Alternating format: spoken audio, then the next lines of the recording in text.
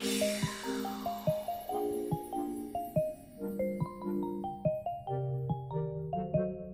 I first joined robotics, I first became interested based on different tech classes at school. I've liked the teamwork and everything from then.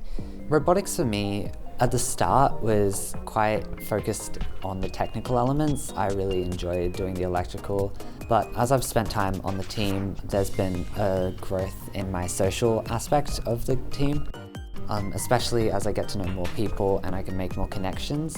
So I've been involved with FIRST since I joined in 2022 from one of the Bring a Buddy Night open days. This is my third build season, plus I've competed in FTC with my school's robotics team, which was founded around that year time as well. We chose Ashley and Rufus to be our Dean's List semi-finalists this year because of their leadership of the electrical team specifically, but also of the team more generally. And it's been really impressive to see them really commit to learning how the electrical systems work here in FRC. Not only learning that and becoming experts in the system, but also then being willing to teach new students how those systems work. We don't really have a lot of electrical people on the team, and so that gap, they really stepped up this year to fill that gap and make sure that 5331 had the guidance that they needed for their robot, but also just making sure all of the work on 3132 is done to a really good standard as well. In our team, because I'm working a lot of the time with the new students, I think it's important.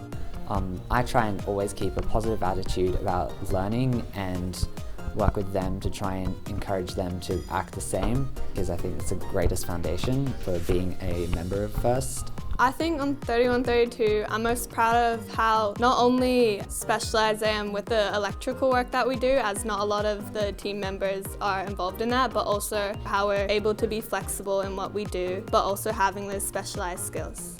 I'd have to say teaching the new 5331 students each year and watching them build their own electrical boards, because I think it's super satisfying to see the stuff that they can make from my own guidance, especially when it's neat and organized, which is something I take a lot of care in doing.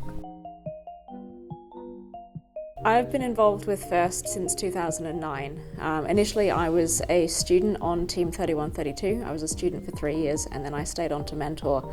While I was a student I got involved with volunteering, and that's something I've kept up ever since then. So I've been a volunteer now for 16 FIRST LEGO League seasons and not quite as many FIRST Tech Challenge seasons, and that's what I spent a lot of time doing. I joined the team in 2014 as a student and I turned into mentor in 2019. I'm the lead mentor of Team 3132 and Team 5331. I've been the main electrical mentor since about 2019, but my background is in mechanical engineering. I appear to have become the lead mechanical mentor, so I'm a bit of the head honcho when it comes to actually building the robot and wrangling all the CAD students and making sure all the parts get made and stuff.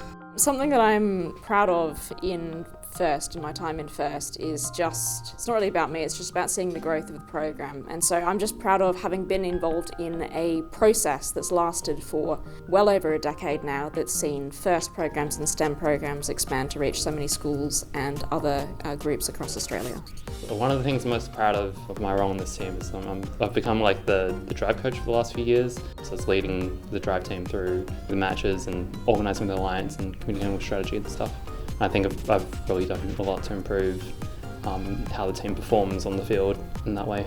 The reason I've stayed with the FIRST program for such a long time, I think it's a really good opportunity for people to find out what it's like to study and work in STEM. And I think it's important for me that I have a career I do work that gives back to the community and to society, and this program is how I choose to do it. I think Mel motivates a lot of us. Mel makes sure that all of the students have something to do. She coordinates a lot of the stuff and encourages a lot of us to take leadership as well. So not only is she teaching us how to do things, she's teaching us how to be leaders as well and coordinate things, especially within outreach. I enjoyed 99% of the team when I was a student, and there was 1% that really bothered me, and sometimes I've stuck around to try and improve that 1% to make the experience for our students just that much better. I really try and make sure that this team is an inclusive environment and everyone's here to learn. People make mistakes all the time and that is wonderful. I just want to make sure that we're actually learning from them each time.